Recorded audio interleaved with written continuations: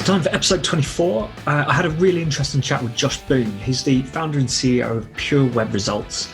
We had a good chat about some of the issues facing the marketing industry at the moment and some of the problems that come up with the way departments are structured and how they work with agencies, particularly this obsession with channel-based roles. But I don't want to spoil the episode, so let's get Josh on. Hi, Josh. Welcome to the podcast. Can you tell us a bit about yourself? You know, what do you do now? What's your background, and why do you do what you do? Yeah. So I got started quite young. I basically got into, my dad has a tree service, and I grew up in small business, going out on estimates with him. And when I was about 13 or so, I just kind of got interested in web design for whatever reason, and just decided to build him a website. And so, around here, I'm in Dayton, Ohio. So not a lot of small businesses around here at the time had websites. So then I'm like, well, how do I get people to this website? And that kind of started my whole journey into, digital, where SEO and everything else. So I put in some keywords. Next thing you know, like he's showing up, and the phone's ringing off the hook, and I'm like, wow, there's a lot of power in this. So that kind of started my whole journey, where then I started freelancing, building websites, and doing kind of local marketing for some of his business friends that had landscaping businesses, etc. And then I started building my own sites. I had like a affiliate network at one point, some sites there, and did a bunch of other stuff. And I got into the agency space many years later, and I started an agency and did that for about 6 years, and things just exploded. Like we went from, a handful of people to having a team of about 10 to 14.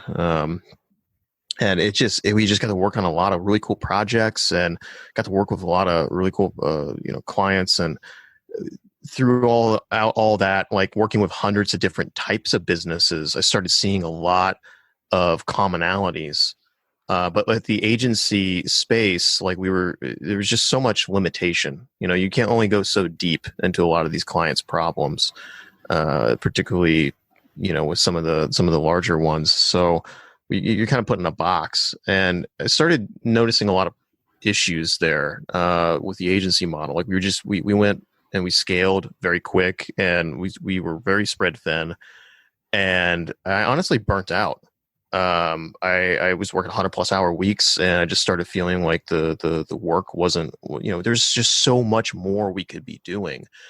And so I ended up exiting, and I just took 2 years off, bought an RV, and I traveled the country here in the US, and it was awesome. And I did a little bit of consulting on the side while I was doing it, just to kind of see how I would like it. And the consulting was really, really cool, because it was everything that I liked about working with the clients, but kind of solved a lot of those issues that I had with the agency model. So after traveling for 2 years, like I just started really feeling like I need a purpose. I need something to really work on. And I wanted to solve a hard problem. I didn't just want to just do, hey, I'm a consultant. Like I wanted to do something bigger than that.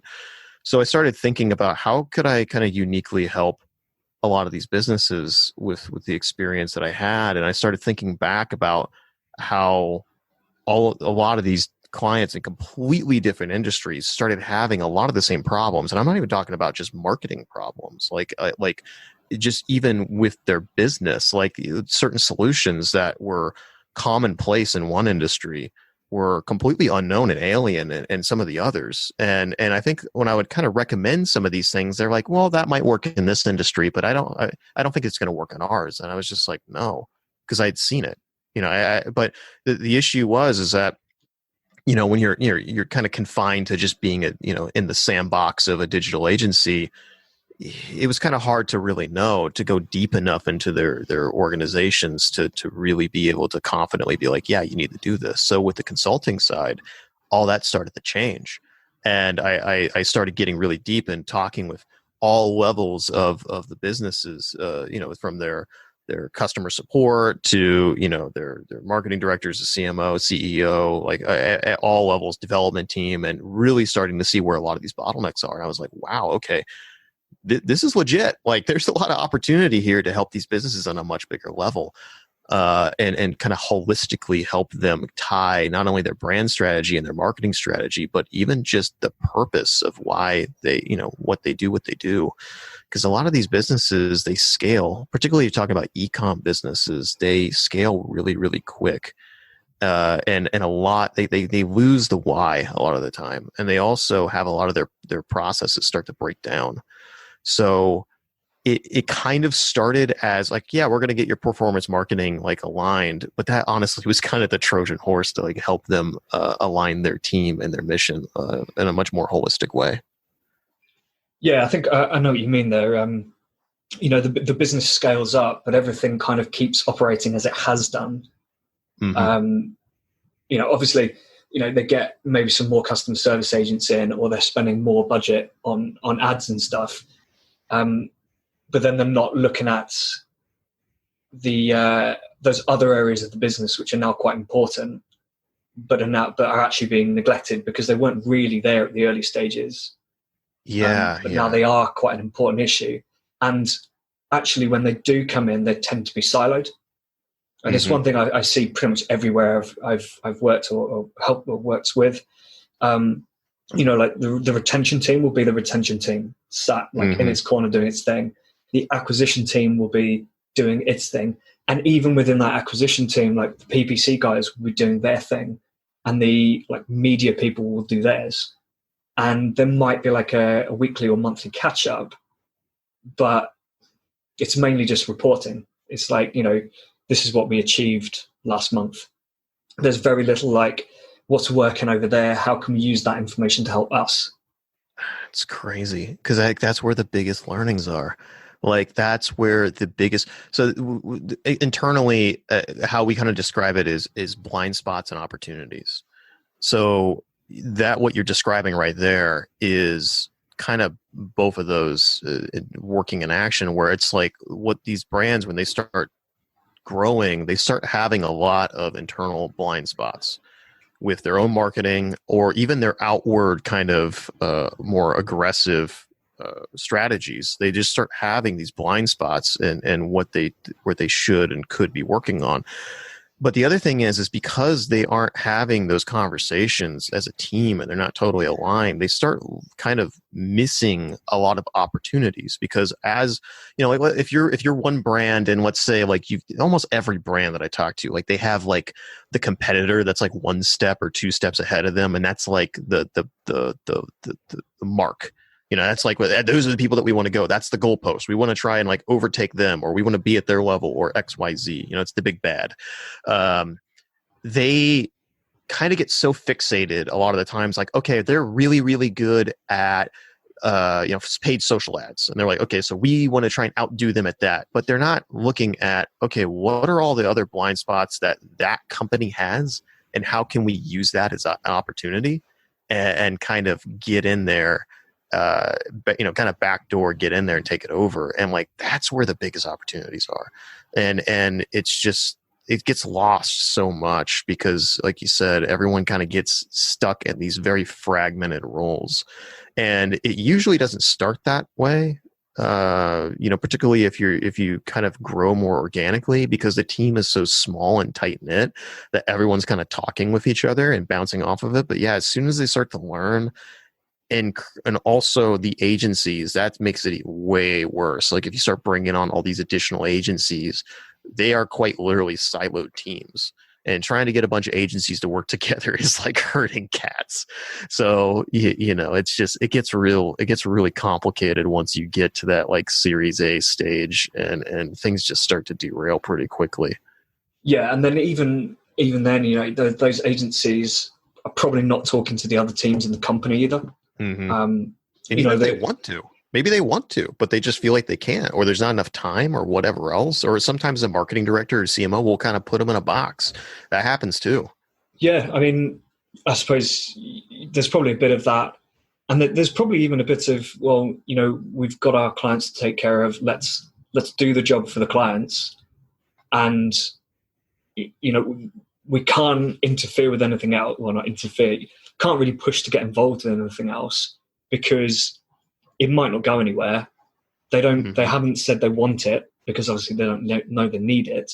So the focus is on, more clients and getting the job done for those clients, rather than trying to, upsell services and say, well, actually, we can help you with the CRM side as well.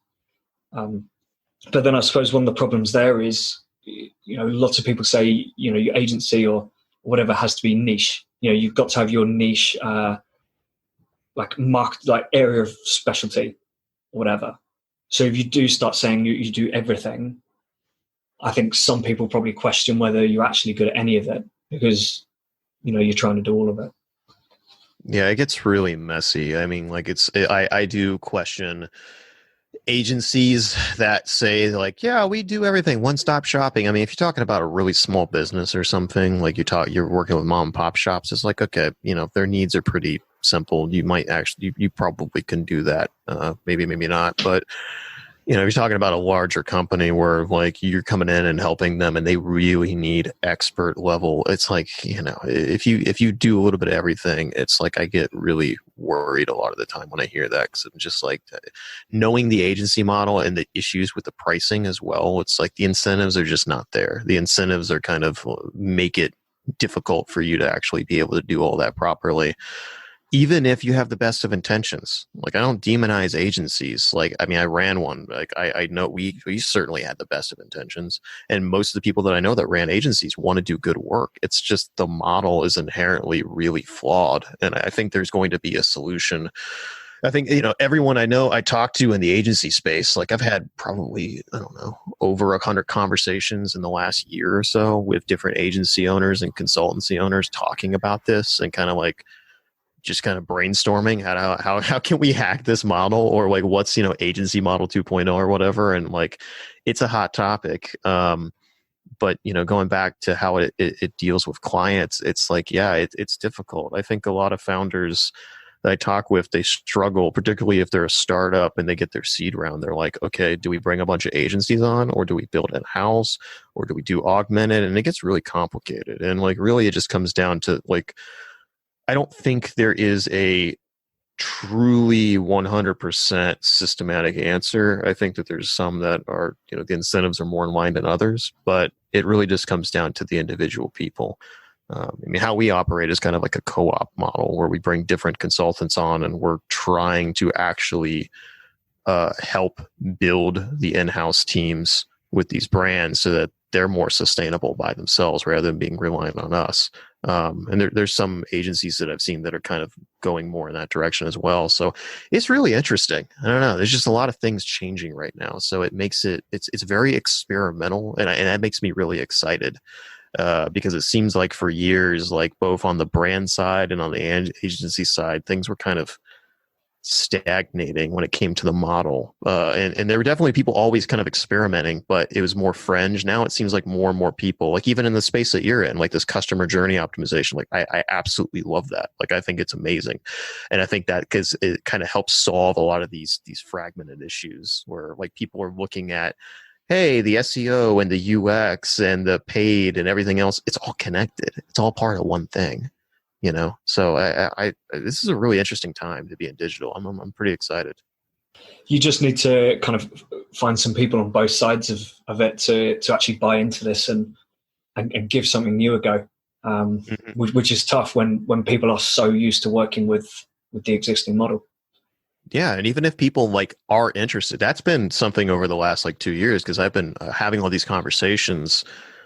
Oh, well, 3 years now. Yeah, it's going on 3 years. Like as with the consultancy, like where we've been just kind of testing different ways of communicating and engaging with, clients and potential clients and talking with people. And the first year or so, there was a lot of people that were like really on board with the idea, but then when it came to actually engaging, it was, there was a lot of friction, because they're just like, okay, well, I get this, like intellectually, I really am on board with what you're saying, but how do we actually like work on this together? And then it took a while to really kind of figure that mix out, because people, it's like, how do you turn a freight train around, and how do you kind of augment? Like if they already have an agency stack and they have agencies, some of them I really like, some of them they don't.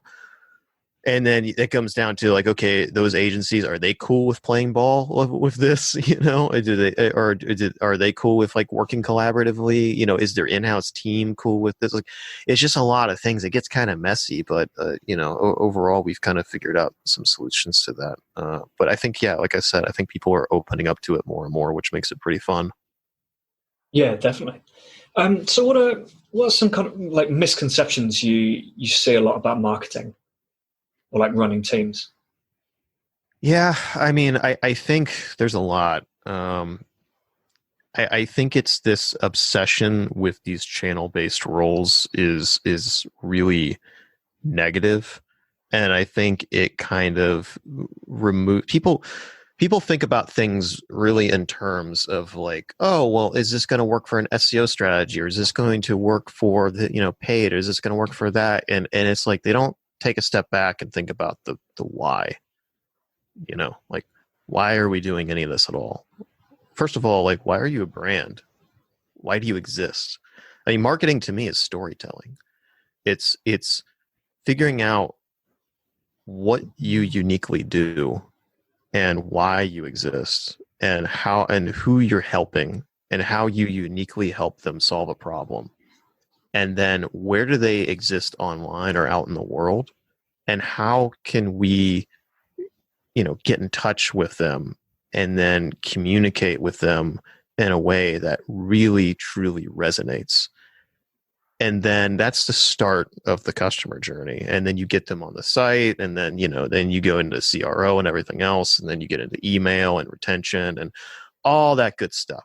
That's where you start getting more into the tactical, but you got to think more emotionally and philosophically, like, why do you exist? And it seems like it's almost like all these businesses and brands are like hopped up on Adderall. Like, I say this as someone who was on Adderall for 8 years, but it's almost like when you take Adderall a lot of the time for a long period of time, like you get really focused down a specific track, and then you just get into build, grow, more.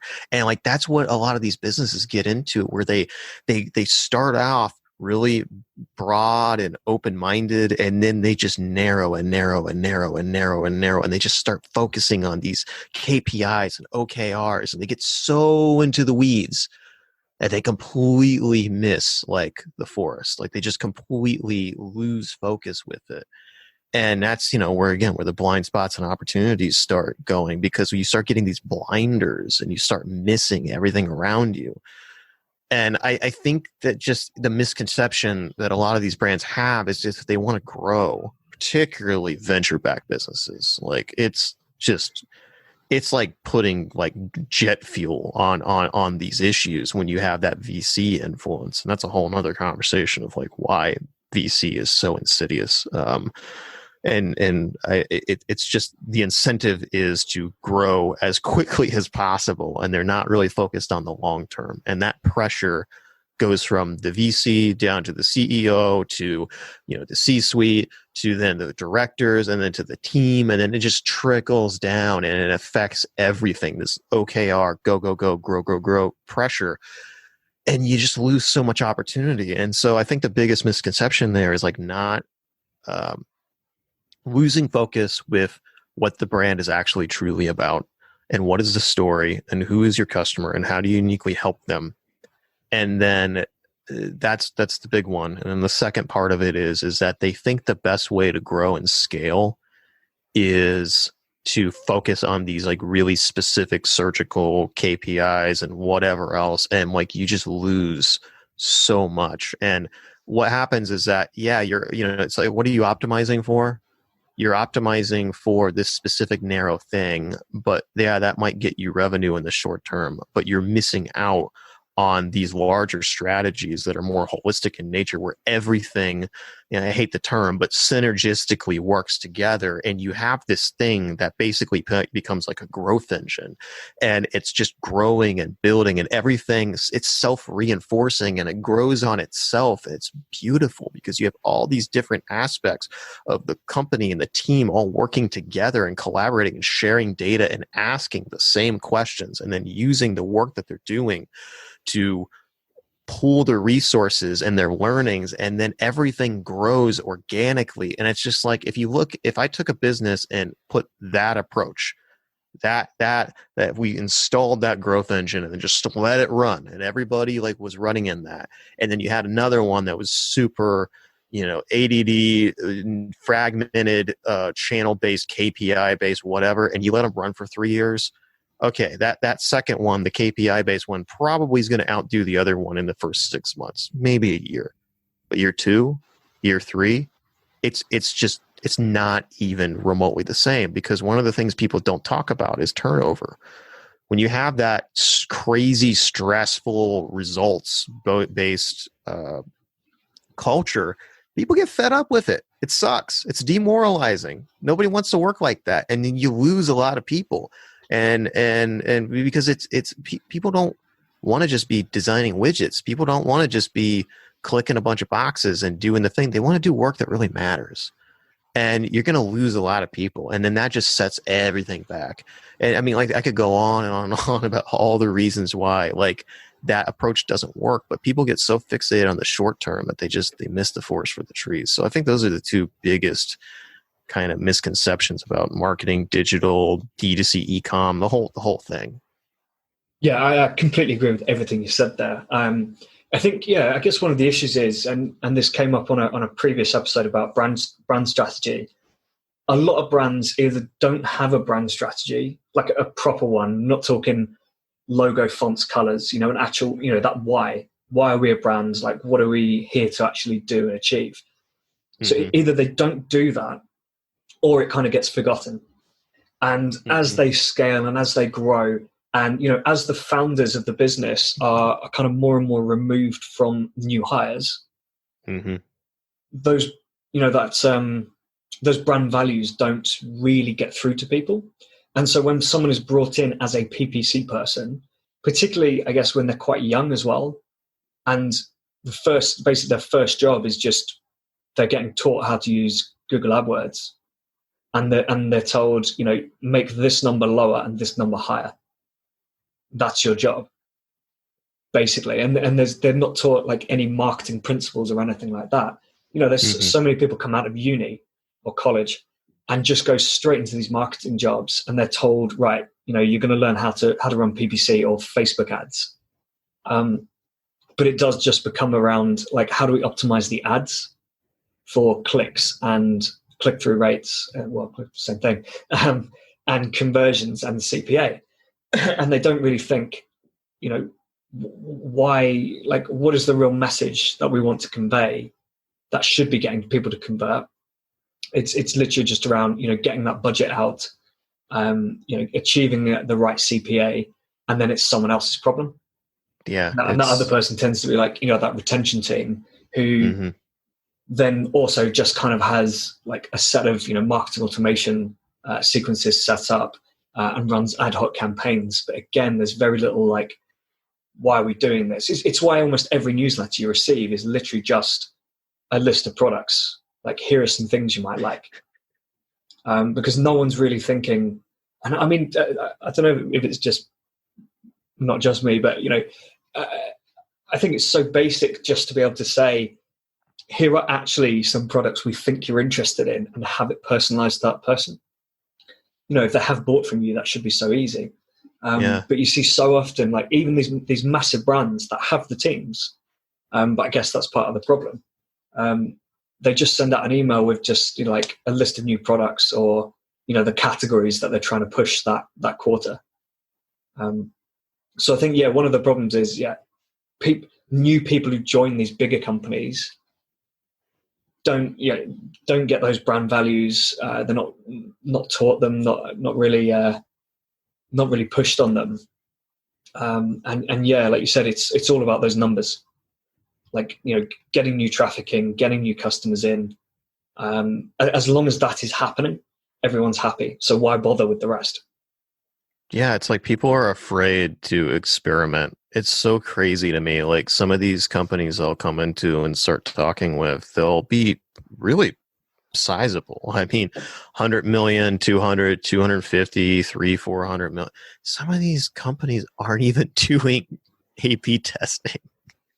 Like they're not even doing any sort of CRO on their site. And I'm like, what are you doing? What are you doing? This is crazy. You're leaving millions of dollars on the table. Like, and the thing is, it's just because they're like afraid to set it up, or they're afraid to do this, or, you know, there's a lot of other issues where it's just like they're so caught up with just putting out random fires all the time that they are so caught up in the day to day that, and then also hitting their KPIs, there's no time left to like sitting there and taking a step back and whatever. It's just culturally, a lot of these businesses, it's just really, really toxic. And it just creates this system where, yeah, people feel like they can't deviate too far outside of it. And I think a lot of people are just afraid of losing their jobs. Like, hey, we're going to try to do this test or whatever else. And like, okay, well, that didn't work. And then people get demoralized. And it's crazy. I'll talk with people that, you know, work in companies where the culture is completely around A/B testing. Like a colleague of mine, he ran CRO teams at Expedia. And he's just like, the entire organization is just based on like A/B testing. Like if we have an assumption, everything's just tested. And then I'll talk with, you know, people where it's the complete opposite. They're like, yeah, we don't test anything because like we just, you know, we might try an experiment, but there's no iteration. Like that's the other issue that I see a lot is that they will test something and be like, okay, well, we have our answer, and then move on. It's like, no, you iterate. That's just phase one.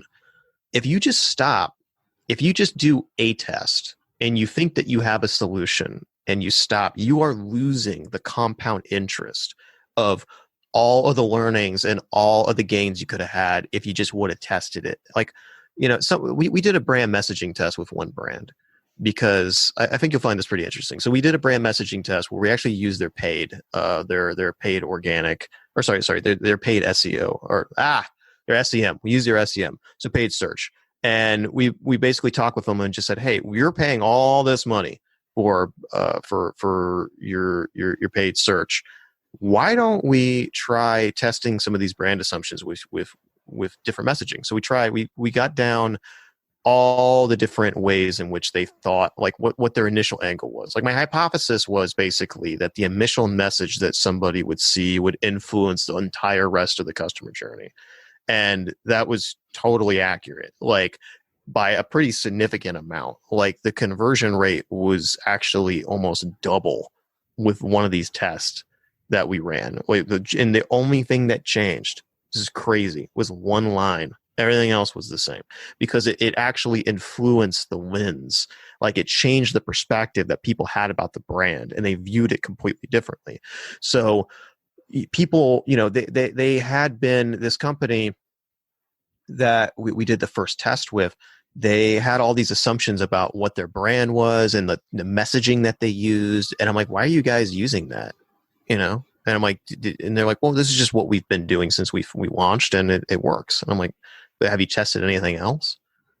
And they had maybe tried like, you know, some kind of things, but none of it was really holistic in nature. And none of it was really like a big effort. So we interviewed like their, you know, some of their customers, their entire team internally, like, and started talking with everyone. We looked at how bloggers had written about them and described them. And we got everything down into about 18 different buckets of like different types of messaging angles, and we narrowed it down to the 4 that you know were the most, that had the most alignment with them. And we tested it, and we ran the test for about a month, and the results were pretty crazy. And not only were they significant for the overall brand, but then we started diving into on a product level, and it varied there too. And some of them were just like, okay, well, cool, we got our answer. And I'm like, no. Let's take the one that worked and make that the new control. And then let's test a whole bunch of other different, like iterate off of it. And the results were the difference between the winning one of that second round was actually even more, a bigger gain than the first one. And that like really kind of blew their minds, and it actually helped influence how the entire, all their marketing strategy, their messaging and everything else. And then we looked at that messaging, those 4 different buckets, and said, okay, well, let's look on a product level how this was influenced, and that now we can take that messaging angle, because it did vary. In general, that one that won the second round, like that, kind of, as you can imagine, like most of it aligned with that, but there were some pretty big outliers where certain types of products varied quite a lot, enough to be very statistically significant. We worked with data scientists, to validate all this, and it was pretty interesting. So now we can take that messaging angle and be like, okay, well, this kind of messaging works best with this kind of product and this audience. Now let's use that to color and influence the rest of the customer journey. So we're going to use that kind of messaging to influence the landing page copy, the imagery, the email that they'll sign up with, everything, and like retargeting ads, and everything's curated around that messaging. And then it's like, okay, well, what's the next step? How can we iterate on this further? How can we iterate this with both the paid search concepts, but how can we iterate on this concept further with the UX, with email, with everything else? And like, that's how you get these gains. And like, again, it goes back to, if we would have just been looking at it from a conversion standpoint and that's it, and would have been thinking about this more holistically, I think you can look at how that self reinforces 3 years from now. That's going to be way more successful than just not thinking about the holistic aspect and just being like, okay, does this ad convert more than that one? Okay, cool. And then just, that's it. Like, you would have lost all that gains, and that those gains influence the brand massively, So there's some really cool, easy tests that you can do and get kind of crazy about it. But if again, like you said, if you just came out of university and all you know is ads, and you don't understand branding, and you don't understand the customer journey, you don't have that holistic mindset, you're not going to think to do that stuff, Yeah, definitely. I mean, I think it's a great idea to, like you said, like look at what other people are saying about your brand and use that to kind of define your messaging. If people are being really complimentary about your brand, but they describe it, differently to how like your headlines are in your, like on your homepage or whatever, it tells you that, maybe your messaging is actually a bit off. It's not really what resonates with people because someone else has said, actually, this is how I describe it. And actually, you reminded me of, so in episode 2, I spoke with Parry from Phrasey, which is a AI tool for copywriting. And he said how they work with an arts and crafts company, and they were used to discounting. Like, all their emails would be discounting. Like, here's 40% off, your next kind of set of purchases and all that. And what the tool actually came out with was people didn't care about the discounts. They got, they got as good, if not better, click-through and conversion rates just talking about more, content and value-based messaging. The things people can make and the fun they can have and all that stuff, rather than just here's a discount. Because people who are into like arts and crafts, all right, there might be, if you've got the choice of a few businesses, you might go to the cheaper one, I suppose. But if you've got that brand and people are like, right, I trust this brand, their products are quality, they're going to buy from you. Because they might need more, I don't know, paintbrushes or just other items and materials that you supply. You don't need to discount. It's not an incentive. It's not not an incentive. It's not an impulse purchase, really. They want those products. You sell the products, they'll come and buy them from you.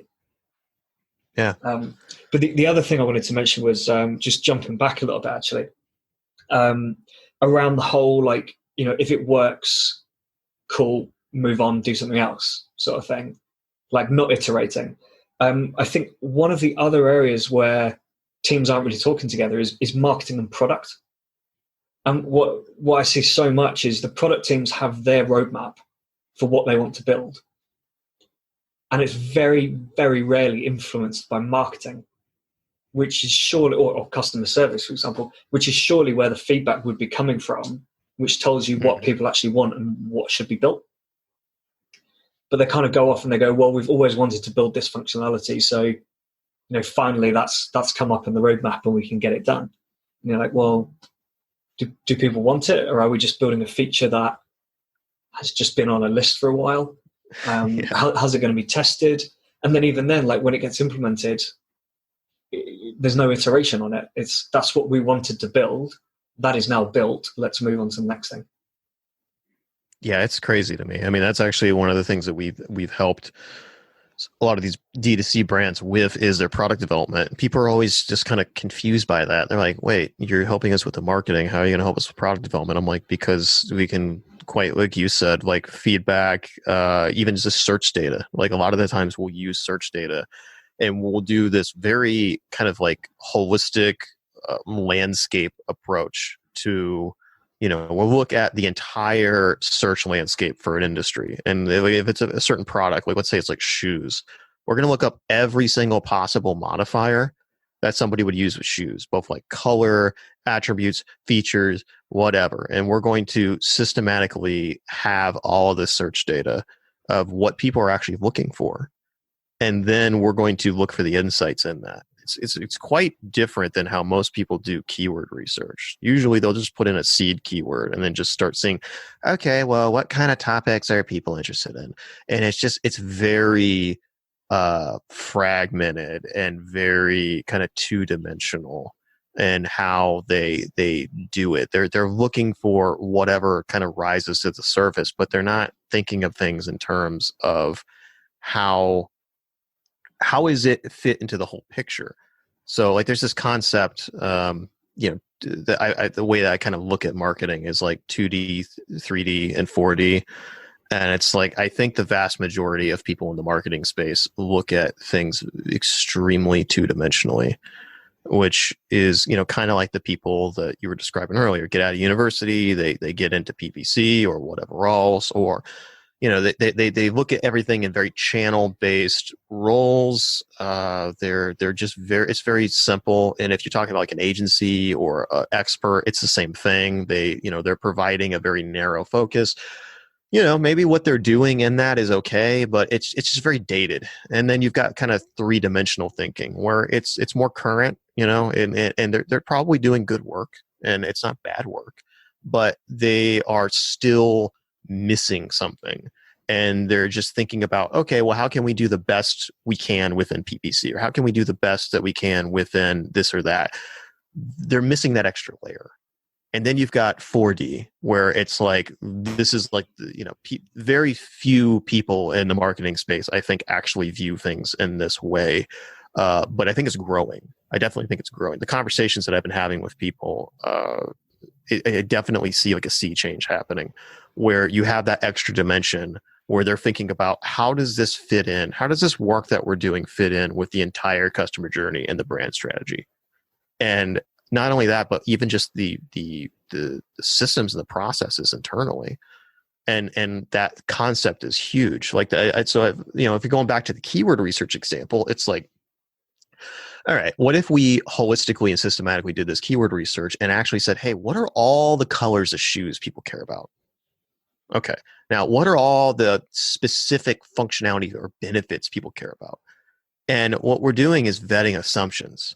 Their product development team has no idea what kind of things people are actually interested in, but people will tell you. They're searching for it. Are they looking for the best running shoes? Or are they looking for the best, everyday shoes? Or are they looking for this? Are they looking for that? Like, they'll tell you this. Sometimes people don't know, and they don't even know functionality exists. So that's where we can get into surveys, we can get into a lot of other stuff. But on the front end, it tells us a lot. And like, for example, one company we're working with, they were dead set on having this specific type of color, and they thought that it was going to like be gangbusters. But then we looked that up. I'm like, no one is looking for that color anything. It's just not there. There's no search intent. People are not looking for this.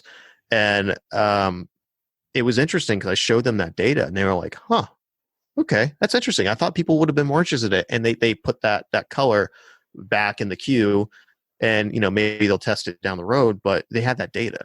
And so we're always looking for, like, how can we gather external data, but also internal data. So another thing, we worked with a data scientist and a team, FineWatt, and we worked with them and more or less helped do this really crazy gap analysis where we were looking at the last 2 years of paid and organic search data and coming up with insights out of it. and it was pretty insane, all this data that this company had, but they were not utilizing. And from that, we were able to actually look at not only what the most profitable products that they had in their inventory, but products that they didn't even have, but they were paying for certain keywords, and it was actually getting sales. So like one example was yoga pants. There was a clothing company we were working with, and they didn't even sell yoga pants. But for whatever reason, there was because of some ad groups they had, it was triggering it showing up for certain queries that had yoga pants in it. And we found out that it was actually converting. And it wasn't on anybody's radar. And so we're like, there's a lot of alignment here with our customer base and people that are interested in yoga pants. So I took that to the product development team, and they're like, wow, okay, we're going to look into designing yoga pants. I had no idea. And there's other ways you could validate that. You could do customer surveys like, hey, are you interested in yoga pants or whatever? If we came up with yoga pants, would you do it? There's a whole bunch of different ways, but like, how do you get that data and those insights? And I think that there's just so much amazing insights that that you already have, and you're just not tapping into it. And I think people look externally way too much. They want to grow. They want a new thing, but they don't look at what they already have and say, hey, how can we optimize this? Or how can we get more data? How can we better utilize some of these data sources that we already have? So there's just so much potential there. Yeah, definitely. I mean, it's always looking for the new thing, and not just that. Yeah, like you said, optimizing and taking advantage of what you've got. If you can improve the conversion, if you can improve, your website by 10-15%, and get 10-15% more revenue without having to spend any more money on advertising or starting any new channels or anything. Like, why wouldn't you? Yeah, absolutely. Where do you see things going in kind of the next 12 to 18 months then? Oh, so you say that, and I feel the same. This kind of 4D marketing that you mentioned. I do think I am seeing more and more of it being talked about, but I guess it's just really, really difficult to actually get it into companies. When they're doing things a certain way already, it's so difficult because it's quite a big disruption as well. Yeah, we're talking about basically adding to people's workload, because they're going to have to start sharing internally and having more conversations internally, and getting people to do that who have never done it and maybe don't have an interest in doing it. It's going to be difficult. So just generally, I guess, what do you think is going to happen with marketing in the next 12 to 18 months? If you would have asked me that question 6 months ago, it probably would have been pretty straightforward. But now in this crazy Corona landscape we find ourselves in, it's like, if I'm being honest, who the hell knows? Because it's just things are changing at such a rapid pace. I do have some hypotheses, I have some ideas, and I see some trends happening, but it's just like, man, we're in such crazy uncharted territory. It's really hard to definitively have any real idea, because things, I mean, you could wake up and something happen in the news and the entire industry's changed, or, that happened with a couple of my clients where they completely changed the entire trajectory of their business. And we were planning a year and a half out, and it's just like, oh, okay, well, what's we got to pivot. And so that said, on the 4D thing and people having, being almost apprehensive of it because of creating more work.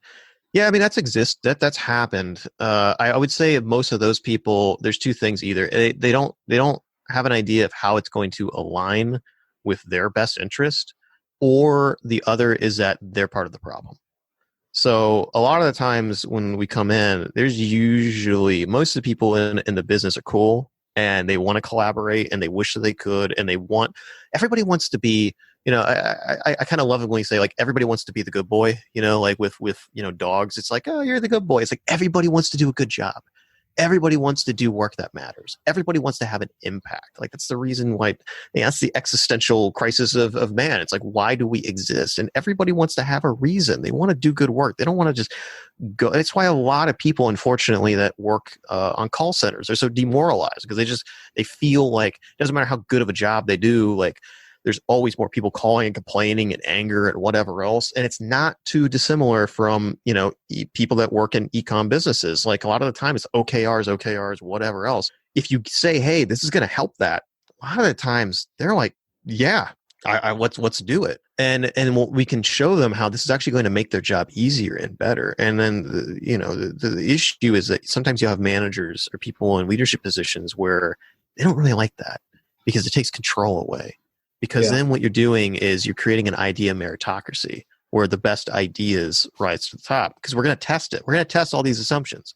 Hey, you think you want to do this product?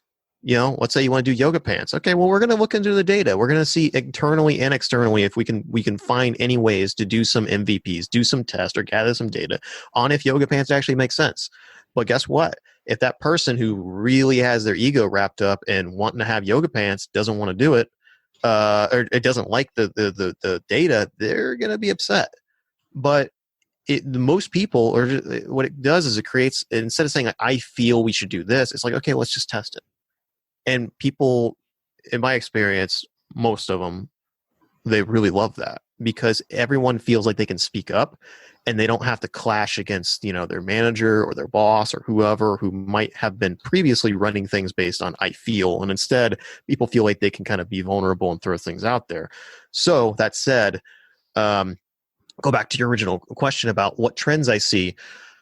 I think that all this stuff happening with COVID is been speeding up that kind of adoption, because I think what's happening is people are realizing that this shit does not work anymore. This channel based whatever, like being overly reliant on certain channels. If you were super heavy on like paid social, for example, and COVID both in the short and midterm just wrecked that, you're hurting right now. Whereas if they had a competitor who had a more diversified marketing strategy and had organic and a bunch of other stuff, and they had a good email list, and they were engaged with their customers, and they had built all of that brand equity and all the other stuff, they're going to be able to sustain this really well. And it's not just about sustaining. It's about what's the compound interest of that company being able to not only stay afloat, this competitor that I'm talking about, them being able to stay afloat, but also being able to double down and actually grow because of this. Whereas the other company is just treading water and just barely able to get by. You're not going to feel the repercussions of that for 6 months or more. And I think what's going to happen is, over the next 12 to 18 months, we're going to start seeing the sea change where the companies that were more holistically minded are going to have such a massive advantage over these fragmented companies. And I think you're going to see a lot of disruption of a lot of VC-backed brands that grew really, really quick, and they seem like they're just exploding, and their systems are going to start collapsing. And like a house of cards, and everything's just going to start getting disrupted. And those smaller brands that were a little bit more scrappy, but did things the way that it should be done, and were more holistic in nature, they're going to start growing, and you're going to start seeing a lot of disruption. So I think that's one thing. And I think people are going to start asking why. Yeah. And I think that's what's going to change the culture. Yeah. And I think there's also kind of not quite the opposite, but there's people who have seen positive results because of COVID. So they might not have changed anything themselves, but they've seen quite a lot of positive uplift. But so they just run with that, and they're like, well, now things are great. And but they don't do anything to capitalize on that, to keep iterating or and improving it. What they actually do is they say, well, we now don't need to do this.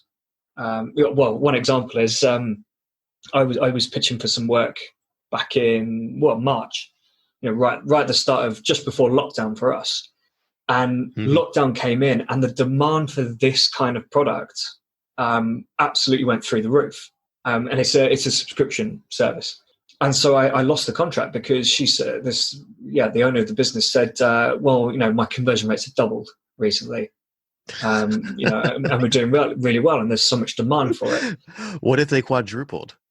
And I was like, well, yeah, okay, I get that, fine, I understand, and I tried to explain that the nature of this industry is that, right now with the situation we're in, you are going to see this high demand.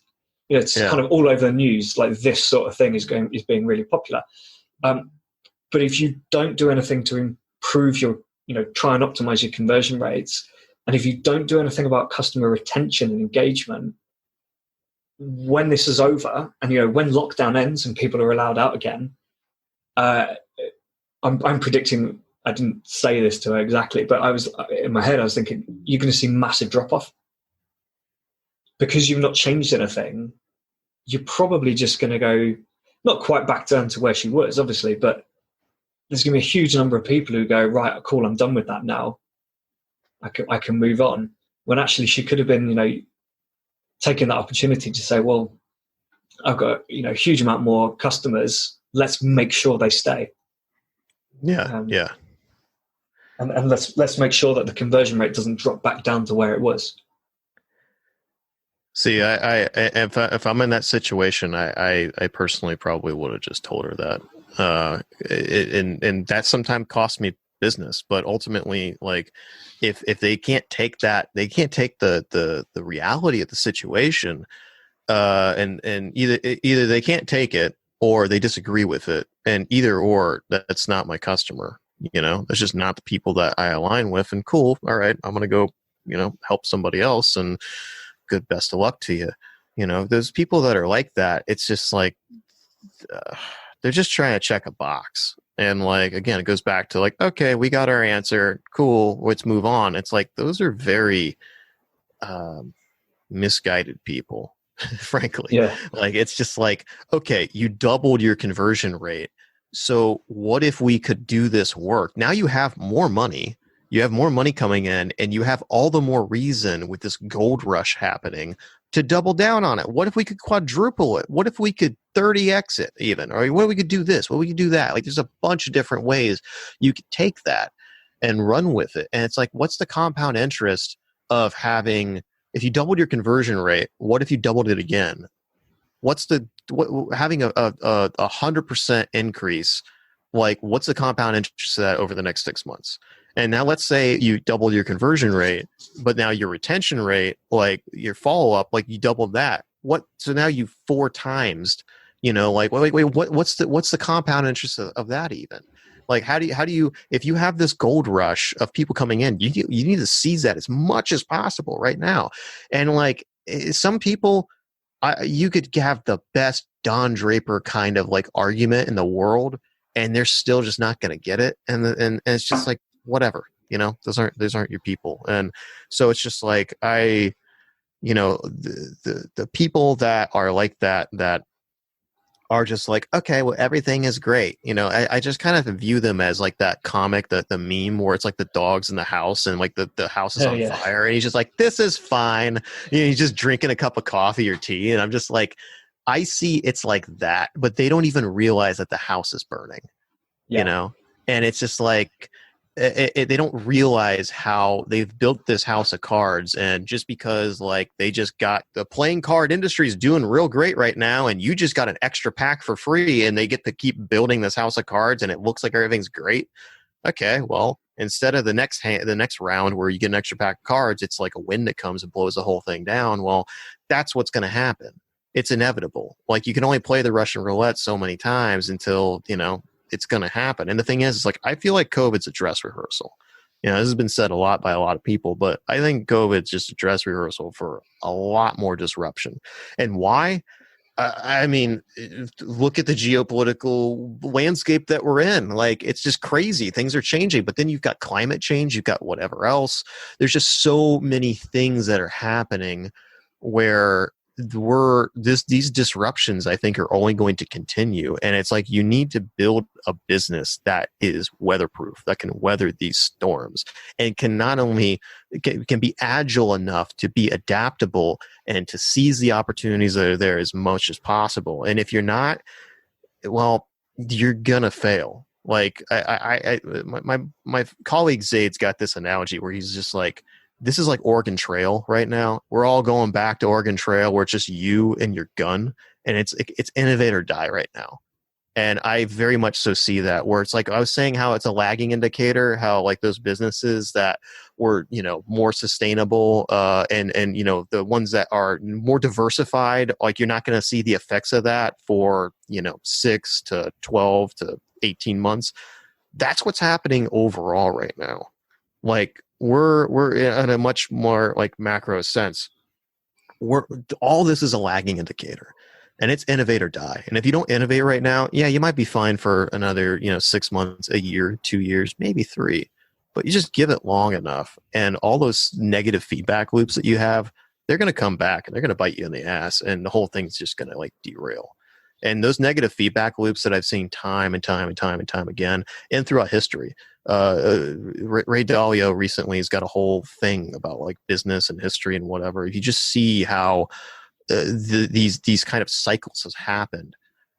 Once those negative feedback loops occur within an organization, they compound, and they compound quick. And you have to turn the freight train around and stop the bleeding and create positive feedback loops. Otherwise, you're on a ticking time clock, and your organization is just going to collapse. Like, I think it's like single digits or something like that, the amount of businesses that are in the Fortune 500 from like the 1970s to now. And it's like, it's only increasing. I mean, it's just the disruption is only going to continue. But that doesn't have to be all negative, doom and gloom. That's an opportunity. Yeah. We have more blind spots now than there have ever been. And if you're a D2C brand, you could crush it.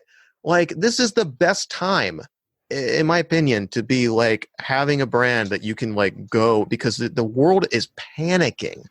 And if you can just take a step back and look at things with the big picture, there is so much opportunity in front of you. Go take it. The amount of billionaires that are going to come out of this is insane. Like, insane out of this period. Like, this is the gold rush. Go. That's my take. Yeah, completely agree. I mean, I think there's going to be, like you said, loads and loads of change. Some companies are going to struggle because of it, but hopefully we'll see, lots more innovation, and just people being, not just like new technologies and things, but just people innovating in the way they market in the existing channels as well. Mm-hmm.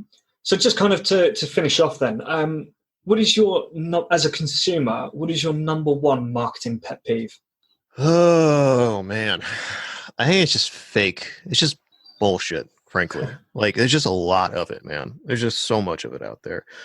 Like, both on the actual vendor side, like, marketing agencies, consultants, whatever. I mean, there's just so much of it. SEO is just, oh man, it's like half the industry's borderline snake oil. So I hate that aspect of it. But then there's also from a brand side, there's just so much overhype, and there's just so much. And I also really dislike how brands are afraid to be authentic, and they're afraid to be vulnerable, and they're afraid to take a stand. They're just afraid they're afraid overall. I mean, that's the reoccurring factor. They are just afraid to have a unique voice. And I think the problem is a lot of them don't even know what their voice is. And it goes back to what you're talking about, the customer journey, the brand strategy, the whole thing. They don't even know what they stand for. And it's like the brands that do, it's so funny, but like there's certain brands that like Anchor. I have no affiliation with any of these companies, but like Anchor makes these USB chargers. They make batteries, portable batteries. Like, I buy anything that's battery or charger related. I exclusively buy Anchor because like their quality, they're amazing. They seems like they I have had 2 problems with their products. They like overnighted me like a replacement. Like, one was even out of warranty. They didn't even care. Like, those guys won my business. And there's another one that's a supplement company that the founder posts on Reddit all the time, and he's brutally honest about like the industry, some of his competitors. Like, he's just as pissed off about how bad the supplement industry is. Actually, I'd say more so than me and most of the people on there, because he feels like they are ruining the industry. And like, he's always putting as much third party testing and everything else. Like, he's just ridiculously honest. He'll tell people like, no, you shouldn't buy that. I don't think that's going to be good for you. This might help you. Or honestly, I think you're good. I think you're best doing what you're doing now. And it's like, the guy is so honest and authentic, that like that guy's got my business. Not only do I think he has the best products, but also like I trust that guy as much as I possibly can, with the limitations of being a vendor and a client relationship. But like I really genuinely like trust that dude. And absolutely. I think when you've got a business turning down business, like because they're like, well, you just don't need this. Like you don't need to buy this. That it's a really good sign. It builds trust. And makes you feel more loyal and engaged with the brand. When companies say, like, oh, you don't need this package, this one is fine. Like, and they're saying, well, you don't need to upgrade to that like ridiculous package because this one actually suits all your needs. But then you get those other companies which are like, oh no, you should upgrade. Like, why don't you get this and this and this, and make sure you do this add-on. And like, if it was supplements, they'd be saying, well, you've bought the protein, why don't you get the creatine and these nutrients and these vitamins, and like you need to get this for in case you have a vitamin D deficiency or something like that. And it's just adding on more and more and more because they're like, well, you're obviously buying supplements because you might have some sort of concern about your health. So we're going to like jump on that and be like, right, make sure you're covered on all bases. Cool. Well, Josh, this has been like absolutely fantastic stuff. Completely agree like about the the kind of 4D marketing, and I really hope we see more people going in that direction. If people want to get in touch and find out more from you, how do they get in touch? Yeah, you can go to our website, purewebresults.com, or go on LinkedIn. You can follow us on there, or just hit me up, Josh Boone, on LinkedIn. Give me a shout. So we'll have a podcast actually ourselves coming out pretty soon. So if you want to follow on there, then give it a listen if you like hearing me talk and ramble about things. Awesome. Well, thanks, Josh. Yeah, thank you. I hope you found that as interesting as I did. The problem I've noticed myself quite a few times is this focus on single channel roles, with marketers not being given feedback or any responsibility for other channels and understanding the bigger picture. And when agencies are involved, particularly multiple agencies, it causes further disruptions to trying to create this holistic view on marketing. To top that off with pressure on CPAs and performance, marketers end up having to focus solely on their own channel just to keep things going and keep their jobs. There's little reward for collaboration. Of course, we're not saying don't work with agencies, don't hire specialists. It's just important to make sure they're actually more involved with the business. They understand its goals, values, and the overall marketing strategy, not just the channel it's responsible for. If you'd like to learn more about how your business can take a more holistic approach to marketing, get in touch with Josh or myself. We're both always happy to help. You can get in touch with either of us on LinkedIn. In the next episode, I've got Masood Akbazai with me talking about how brands can use data science and algorithms. But until then, keep those customers clicking.